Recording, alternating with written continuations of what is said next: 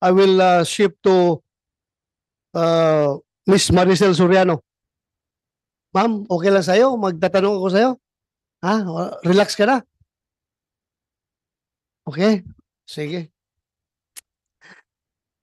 Ma'am, sa mga nag-viral na dokumento na nagdadamay sa pangalan mo, sa tingin mo ba may katotohanan ang mga nasabing dokumento? Sa tingin mo? Unang-una po, hindi ko alam yung tungkol sa mga dokumento. Nalaman ko na lang yan nung pinakita sa akin. Dahil hindi po ako nagbabasa ng Okay. mga ganyan. Wala po akong alam. Wala. Opo. Thank you po. Next question po, ma'am. May property ka ba sa Rockwell? Ikaw ba ang nagmamay-ari ng Unit 46-C Rizal Tower Building located at Rockwell, Barangay Poblacion, Makati City? Opo. Sa'yo yon, Opo. yung 46-C. Hanggang 2012 po. Nabenta ko na ho yun. Wala na ako doon. 2012. Anong month yun nabinta? Hindi ho ako sigurado sa month, pero yung year na alala ko. So, your pre-ops is 2012, Your Honor. 2012. Yes, sir. 2012. 2012.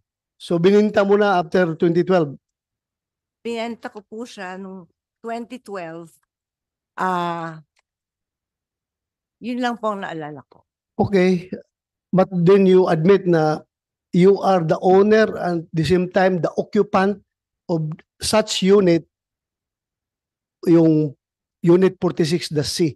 Opo. 2012 bininta mo. Yes, Your Honor. And your pre-ops was 2012. 2012, Your Honor. 2012. March 11. Okay. Thank you.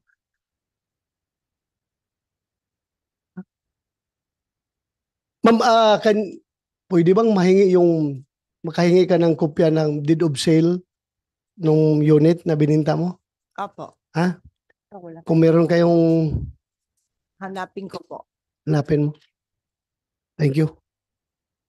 Ito rin ma'am, may napabalita in 2011.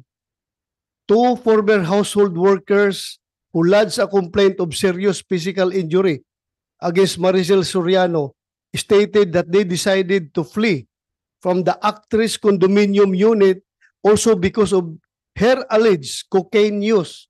Ano po masasabi mo dito sa balita na ito? Hindi po totoo yan. Hindi totoo. Hindi po. Thank you. I just want to get your answer para to set the record straight. Yes po. So hindi totoo yon. Hindi po. Pero totoo na meron kayong dalawang katulong sa bahay na dalawa na umalis, Opo, kasi ninakawan po nila ako. ninakawan kanila. Totoo na binugbog mo sila o hindi? Paano ko naman po bububugin? Dalawa po sila. Okay. I'm just confirming the report, the news Okay. report. Thank you po, ma'am. Maraming salamat for your Salamat cooperation. po. So far, that would be all as far as this committee is concerned. Yung confirmation mo lang as to the ownership and occupancy of that unit in the year 2012 when that pre-ops was initiated by Agent Morales. Ma'am, maraming salamat sa pag-attend mo dito. Thank you very much. Kahit na mukhang wala ka sa magandang kondisyon, you tried to be here. Maraming salamat. Maraming salamat po, Mr. Chair. Ma'am, pwede ka nang magpahinga. Chair, meron lang siyang gustong basahin. You want to, yeah, go ahead. Opo, pwede Yeah. daw niyang Yes. basahin lang yung Pero, gustong please. basahin niya. Opo. basahin. Please, pakibasa. Magandang umaga po sa mga kagalang-galang ng mga senador at sa lahat po ng nandito ngayong araw. Ako po ay nakatanggap ng imbitasyon galing po kay Senador Bato de la Rosa para magbigay ng komento tungkol sa issue na pinag-uusapan dito sa hearing. Unang-unang humingi po ako ng paumanhin dahil hindi po ako sanay sa mga ganito. Alam niyo po, first time ko na po talaga na makatanggap ng imbitasyon na humarap sa Senado. Nakakakabahat, nakakatakot. Sa totoo lang po, hindi malinaw sa akin kung bakit po ako naimbitahan sa hearing.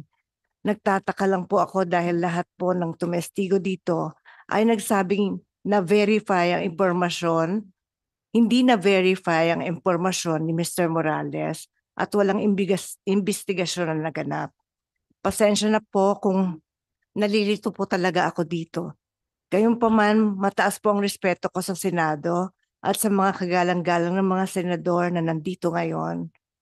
Lalo na po si Chairman Senator De La Rosa. Sa abot po ng aking makakaya, tutulong ako na sagutin ang inyong mga katanungan. Pero sir, nakikiusap lang po ako sa inyo po. Kung ang usapin ay tungkol po sa mga bagay na may legal na implikasyon po, sana po ay pagbigyan niyo po ang aking abogado na sumagot para sa akin. Hindi man po ako abogado, sir. At sa usapang legal, mas nararapat po yata na ang abogado ko na lang po ang sumagot at magpaliwanag.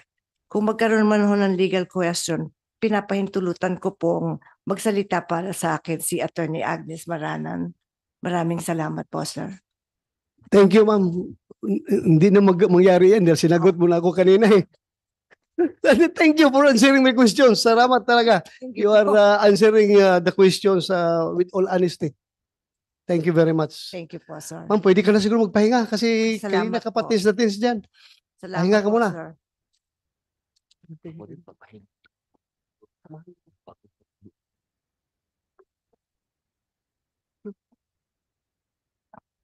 Ma'am, thank you. Thank you, sir.